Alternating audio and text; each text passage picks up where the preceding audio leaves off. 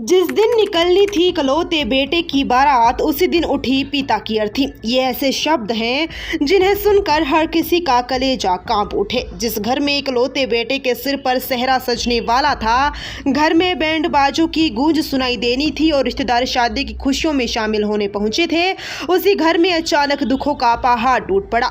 कुछ घंटे पहले जहां शादी की तैयारियां चल रही थी, वहीं चीख पुकार और रोने की आवाजें गूंजने लगी।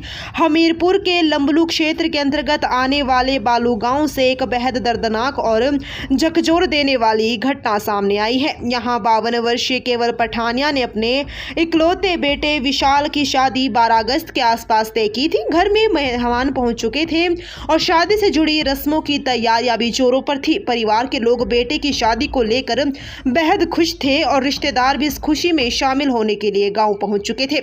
लेकिन किसी ने सोचा भी नहीं था कि खुशियों के इस माहौल को किसी की काली नजर लग जाएगी।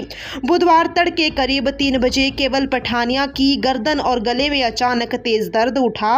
उनकी तबीयत बिगड़ती देख परिजन घबरा गए और उन्हें तुरंत मेडिकल कॉलेज हमीरपुर ले जाया गया।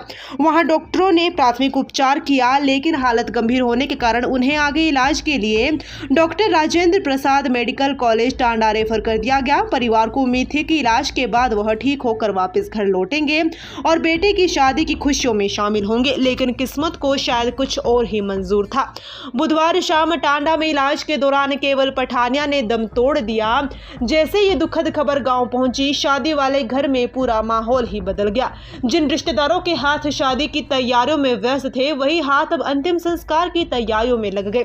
जिस घर में बेटे की बारात की तैयारी हो रही थी, वहां अचानक पिता की अर्थी की तैयारी होने लगी।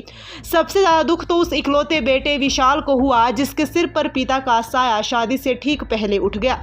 एक बेटे के लिए इससे बड़ा दुख शायद ही कुछ हो सकता है। जिस पिता ने बेटे की शादी के सपने संजोए थे, शादी की तैयारियां की थी और सोचा था कि वह अपने बेटे को दुल्हे के रूप में देखकर बारात लेकर जाएगा, वह पिता बेटे की जिंदगी के इस खास दिन से पहले ही दुनिया से विदा हो गया।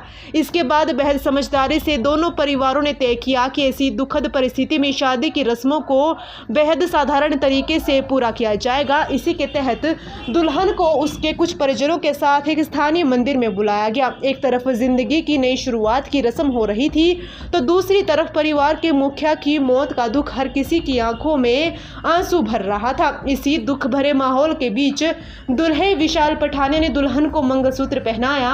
रस्म पूरी होने के बाद दुल्हन को वापस उसके मायके भेज दिया गया।